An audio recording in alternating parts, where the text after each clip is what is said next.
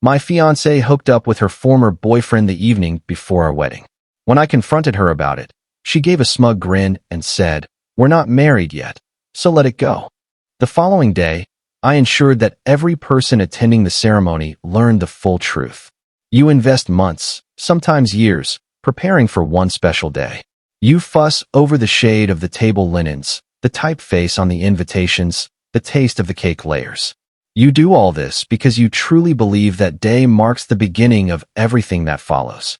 You see it as the bedrock. What you never prepare for is realizing, mere hours before you're meant to stand on it forever, that the bedrock is completely decayed. My name is David, and yesterday was meant to be my wedding day. I'm a straightforward kind of man. I own a shop that specializes in bringing old classic cars back to life.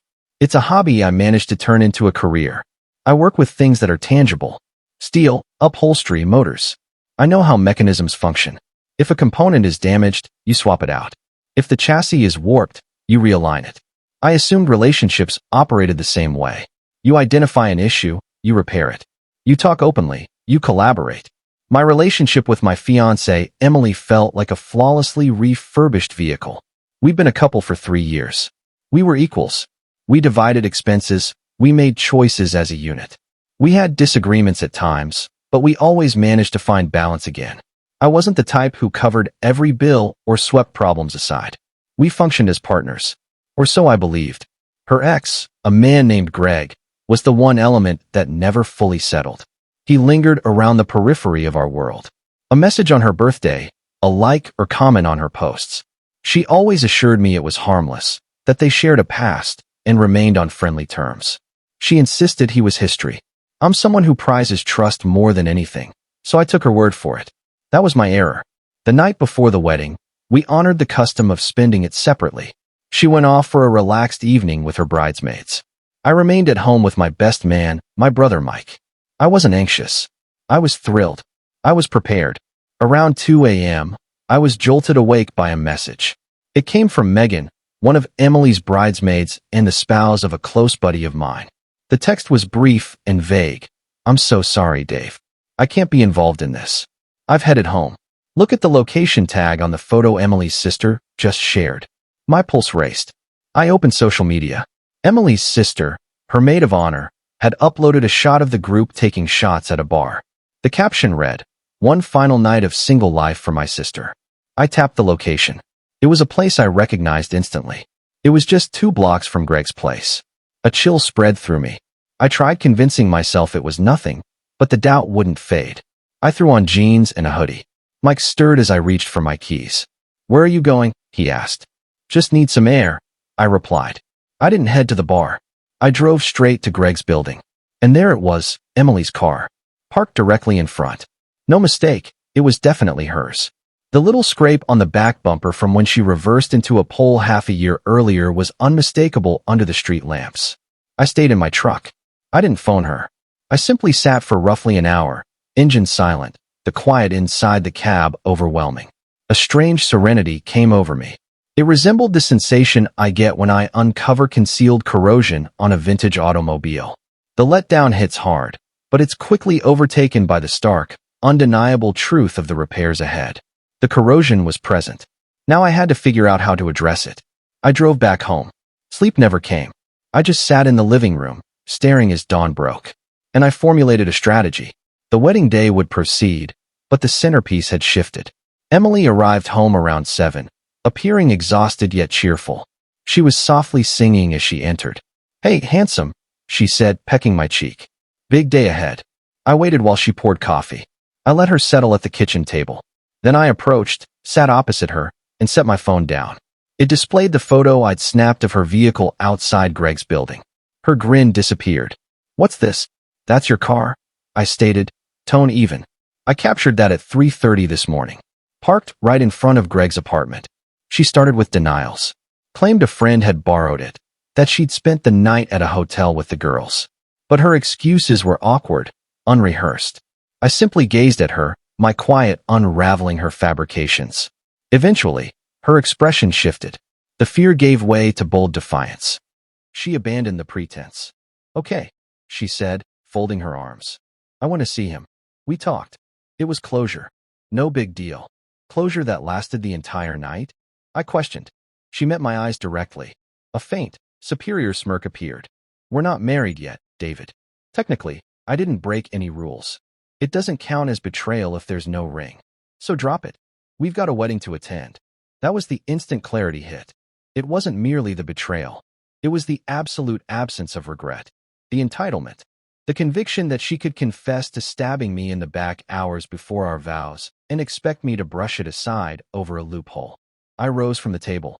I regarded her, the woman I was set to commit my future to in mere hours. And I felt emptiness. The affection had vanished, replaced by icy determination. You're correct, I said. Let's not be late. She looked relieved, assuming victory. Believing I was too fragile to reject her contempt and proceed to the altar. She had no clue.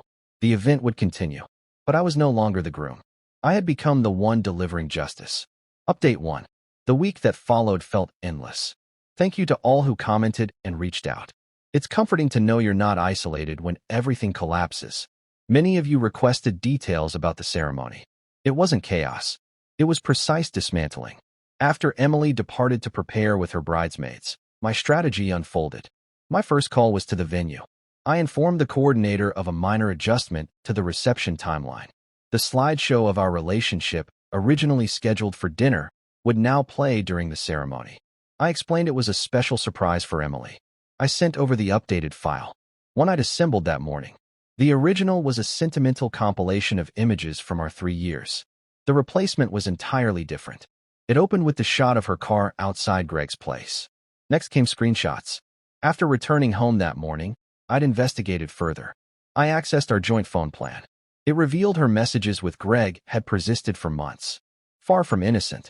They were explicit, intimate, and outlined schemes for a life together. A life excluding me. She intended to exit after the marriage.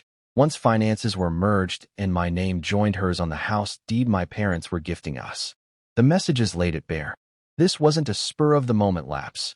It was calculated over time. I selected the most incriminating exchanges for the slideshow, paired with the same Tinder soundtrack as before. My second call went to my parents. I shared everything. My father, rarely verbose, simply said, "Son, handle it your way. We support you fully." My mother wept, not over the lost event, but over my pain. My third call was to the bank. I locked our shared savings, the wedding fund. I also flagged potential fraud on my individual cards. Then I dressed. I wore the tuxedo. I arrived at the venue. I greeted guests, friends, and relatives, all beaming with anticipation. I noticed her parents in the front pews, radiating pride. A brief sorrow hit me for the embarrassment they'd endure. But my determination was unbreakable. The processional music began. Bridesmaids proceeded. Then Emily appeared. She looked stunning, glowing, beaming, performing the role of joyful bride flawlessly. As she joined me at the front, she clasped my hand and murmured, "See, it's all going to be wonderful." The officiant started. He spoke of love, fidelity, devotion. The irony was palpable. He delivered the introductory words, then reached the vows. That was my signal. Before that, I interjected, voice steady and audible. I raised a hand to pause him. "I'd like to share something first. A dedication to my lovely bride." Emily glanced at me, mildly puzzled but still smiling, assuming a sweet surprise. I signaled the coordinator at the rear. Lights lowered, and the large projector screen behind us activated. The opening image, her car. In the hushed venue, several audible gasps. Then the messages, enlarged for all to see. "Can't wait to finish this wedding nonsense and finally be yours. Just one more day?" He suspects nothing. The house is ideal. We'll love it there once Dave's gone. Absolute silence filled the space. The soft music rose as exchanges about her night with Greg and their asset scheme rolled by. I kept my eyes on Emily, not the display. Her expression shifted from bewilderment to horror to ashen shock. Her mouth gaped silently. Her mother sobbed openly. Her father appeared nauseated. The presentation closed with her final message to Greg, sent shortly before returning home. "It's handled. He's clueless. See you soon." Screen faded to black. Lights returned. I addressed the assembly. "There will be no marriage today," I announced calm. "As you've witnessed, the bride has alternate plans." I took the microphone. "Thank you all for traveling to celebrate. My family and I covered a fantastic reception. Please remain and enjoy the meal and open bar. This is no longer a wedding. It's a celebration of honesty and narrowly escaping disaster. Then I faced Emily. The smug look had vanished. Only a distorted mask of someone whose scheme had crumbled before everyone remained. We're not married yet. I echoed her words. So I suppose this is where we let it go. I let the microphone fall. I turned, walked the aisle, and never glanced back. Mike followed close. We climbed into my truck and left. In the rear view, the final image was Emily at the altar, a gorgeous bride in white, utterly isolated. Update 2. 1 month has passed since the wedding that wasn't. The initial fortnight, I disappeared. Mike and I used the prepaid honeymoon tickets for Hawaii. It felt odd at first, but it was precisely the reset I required. Beach, waves, and complete disconnection from the chaos I'd just ended. Phone stayed powered off. When I finally switched it on, notifications poured in.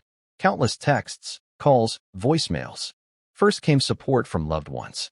They'd all stayed for the reception. My brother transformed it into an epic gathering. He declared it my freedom party. Then came the other messages, from Emily and her relatives. They varied from venomous to desperate. Her father left furious voicemails threatening lawsuits for slander, embarrassment, reimbursement of their contributions. He hurled every insult imaginable. Her sister fired off lengthy rants about how I destroyed Emily's future, how she was fundamentally good but erred, and how I was cruel. Emily's own messages evolved. Early ones raged, called me deranged, claimed I'd orchestrated ruin. Then bargaining. We could repair it, counseling, permanent no contact with Greg. The latest, sent late at night, were single please, please. Sorry. Speak to me. I replied to none. My attorney handled communication. A specialist in complicated splits, she dispatched one thorough letter to Emily's father. It outlined clear points. First, no defamation suit possible. Everything presented was factual, backed by records. Second, no liability for their distress. It stemmed directly from their daughter's choices. Third, and most satisfying, an attached itemized bill. For every expense my side covered. Venue, food, music, decor. Their family paid only her gown and rehearsal meal. The venue agreement included a clause. Cancellation due to one party's fault made that party liable for irretrievable costs. My attorney persuasively argued that the bride's pre-wedding infidelity qualified as fault. Total, slightly over $50,000. The letter ended noting that any action against me would trigger an immediate countersuit for that sum plus fees. Additionally, we possessed proof of intended fraud via the texts plotting post-marriage asset seizure. Pursuit would lead to criminal exploration. The aggression ceased instantly. Their personal repercussions have been devastating. Mutual contacts report Emily is now socially ostracized. The undeniable public exposure left no room for spin.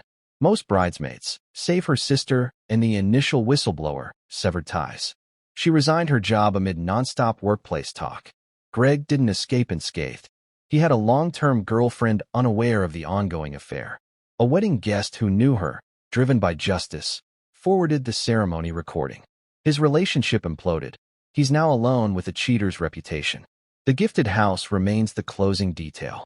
Title was held by me and my parents. Full transfer to us both post-ceremony. No ceremony, no transfer. My parents and I are selling it. Emily has zero entitlement. The dream home she planned to share with Greg, on my dime, is gone. She's attempted indirect contact. Her mother phoned mine. My ordinarily gentle mom, now livid, called her daughter shameful and banned future calls. Her mourning arrogance, that smirk insisting I forget it, rested on one wrong belief, that I'd be too timid, too ashamed, too committed to react. She assumed she controlled everything. She never considered I'd constructed the entire setup. She didn't merely lose the match. She lost the whole establishment. Final update. 6 months have elapsed. Things have quieted, and my world looks entirely new. I'm posting this closing note not for fresh drama, but because the tale has reached its calm resolution. Once legal noise faded, I concentrated on reconstruction. I sold the intended marital home and, with parental approval, invested proceeds into growing my classic car restoration business. I channeled effort into what I genuinely love, something solid and real. The process has healed. Restoring something worn and damaged into pristine condition carries deep meaning. No direct interaction with Emily since the non-wedding day. Total radio silence. But in a close-knit community, word spreads. Reports depict a grim reality of her self-made fallout. Her family struggled to bounce back. The $50,000 demand, though never enforced, created lasting tension. Her proud father faced deep shame. His daughter's behavior not only tarnished them socially, but risked massive debt. Their bond with Emily is reportedly fractured, laced with bitterness. They provide shelter, but warmth and admiration have eroded. Emily herself is a shadow, still jobless, residing with parents. Efforts to resume normal social life have flopped. The wedding exposure has turned legendary locally. She's viewed not as someone who slipped, but as a warning. Irrefutable proof blocked any victim spin. The facts were too blatant. Roughly 2 months back, I bumped into Megan, the bridesmaid who alerted me, at a cafe. She seemed wary, but I approached to express gratitude. I told her her action ranked among the most courageous and honorable I'd witnessed. She shared losing Emily's friendship, but felt zero remorse. She described the entitlement and harshness from Emily and her sister that night as revolting. She revealed Emily genuinely thought I'd accept it, and the group mocked how deeply invested I was to ever leave. That exchange validated everything. My response wasn't simply unmasking infidelity. It dismantled a mindset rooted in superiority and disdain. Emily and her inner circle felt invincible, above basic respect. They assumed manipulation and deceit carried no price. The ceremony wasn't fury, it was instruction. A highly visible, costly reminder that choices bear weight. That morning's smirk marked her final moment of unchecked assurance. I stripped it away before 200 witnesses and crushed it completely. I've begun dating casually. Nothing intense, but reconnecting feels good, starting fresh on solid ground. I'm warier, more attentive, yet not cynical. Her behavior reflected her, not any flaw in me. The truest retribution isn't the spectacle, it's the serene reconstruction afterward. The tranquility of a life without deception. Emily remains stuck amid the ruins she created. I'm traveling a fresh path. In a vehicle I restored myself, with wide open horizons ahead. She believed that night was closing her past with Greg. Instead, she sealed the fate of the entire future she envisioned. And I was the one who penned the final lines.